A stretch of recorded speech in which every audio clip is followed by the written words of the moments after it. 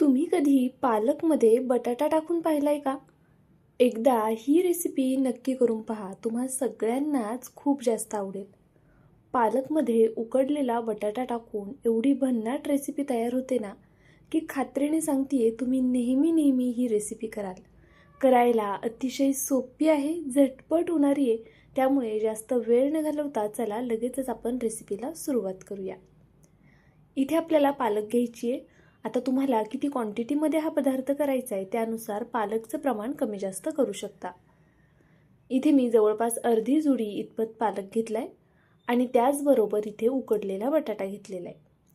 आता सगळ्यात आधी हा पालक आपल्याला छान स्वच्छ धुवून घ्यायचा आहे. त्यानंतरनं आपल्याला हा पालक चिरून घ्यायचा आहे. आता चिरायचा कशा पद्धतीने तेही दाखवते. बरं, ही रेसिपी ना तुम्ही मुलांच्या टिफिनसाठी सुद्धा करू शकता. आदल्यामधल्या वेळेत भुकेसाठी सुद्धा करू शकता. अचानक जर पाहुणे आले, पोहे उपमा करायचा नाहीये, काहीतरी नवीन आणि वेगळं हवंय, तर नक्कीच ही हेल्दी रेसिपी तुम्ही पाहुण्यांसाठी सुद्धा करू शकता. तर पहा, इथे आपल्याला सगळ्यात आधी पालक अशा पद्धतीने मध्यभागी कट देऊन घ्यायचा आहे.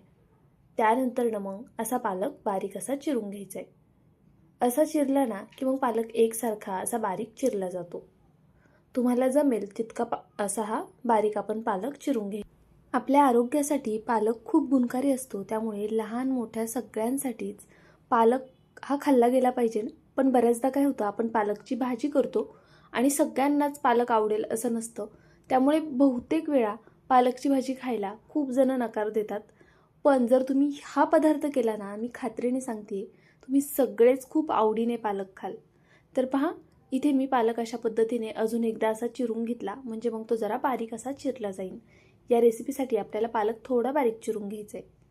आता आपला पालक चिरून तयार झालेला आहे. त्यानंतरनं काय करायचं, एक बाऊल घ्यायचा, त्यामध्ये भरपूर असा ठेचलेला बारीक चिरलेला लसूण घालायचा. लसूण मी आधी ठेचून घेतलाय, त्यानंतरनं बारीक चिरून घेतलाय. त्यानंतरनं आपण जी कट करून ठेवलेली पालक होती ना, ती घालून घेतली. पालक आधीच स्वच्छ धुवून घ्या, त्यानंतरनं चिरा. आता इथे मी एक मोठ्या आकाराचा बटाटा उकडून घेतलेला आहे. त्यानंतरनं तो किसून घेतलाय. आता हा बटाटा सुद्धा आपल्याला यामध्ये घालून घ्यायचा आहे. जर बटाटे लहान असतील तर 2 बटाट्यांचा वापर करा, मोठे असतील तर एकच घेतलात तरी चालेल. आता त्यानंतरनं यामध्ये आपल्याला चवीनुसार मीठ घालून घ्यायचे. मीठ घालताना थोडं बेतात घाला.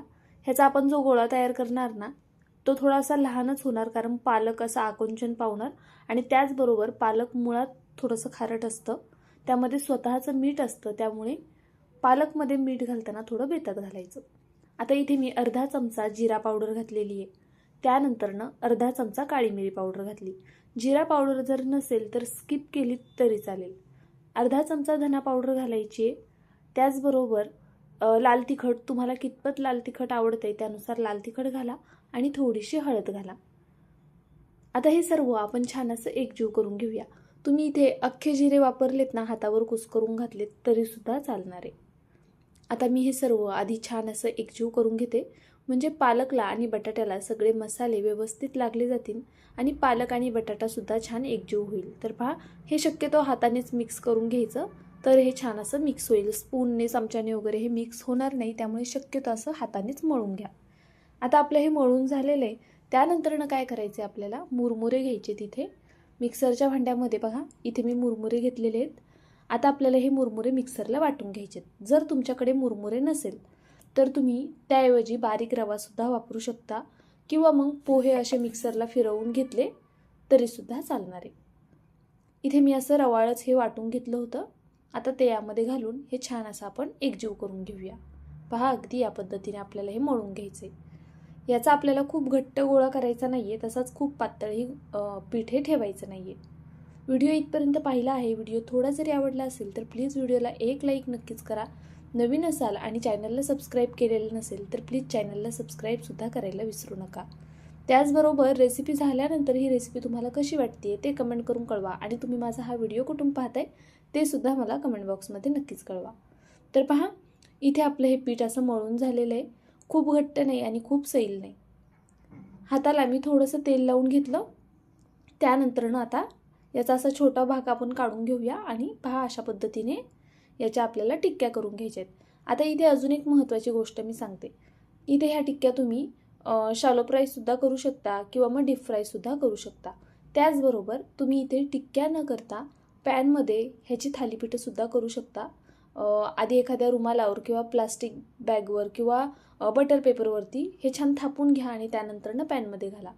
त्या पद्धतीने जर थालीपीठं केली तर मुलांच्या टिफिनसाठी उत्तम आहेत. तुम्हाला जसं आवडेल त्या पद्धतीने तुम्ही इथून पुढे ही प्रोसेस करू शकता. आता मी पाहुण्यांसाठी करते आहे त्यामुळे मी ह्याच्या टिक्क्या करते आहे चहासोबत खायला. पण जर मुलांसाठी करत असाल ना तर खरंच धपाटेच करा, धपाटे किंवा पराठे, जेणेकरून ते खूप हेल्दीसुद्धा होतील आणि तेलकट वगैरे राहणार नाही. तर पहा इथे मी अशा छान छोट्या छोट्या टिक्क्या तयार करून घेतलेल्या आहेत. तुम्हाला आवडेल त्या आकारामध्ये तुम्ही टिक्क्यासुद्धा याच्या करू शकता. तर इथे जवळपास 7-8 टिक्क्या झालेल्या आहेत आपल्या. 6-7 टिक्क्या तयार होतात एवढ्या पिठामध्ये. तर तुम्हाला किती क्वांटिटीत करायचं आहे ना त्यानुसार तुम्ही बाकीचं साहित्य घेऊ शकता. तर पहा इथे आता मी काय करणार आहे, ब्रेड स्क्रम घेतलेला आहे मी इथे. जर तुमच्याकडे ब्रेड स्क्रम नसेल तर काय करायचं ते सुद्धा सांगते.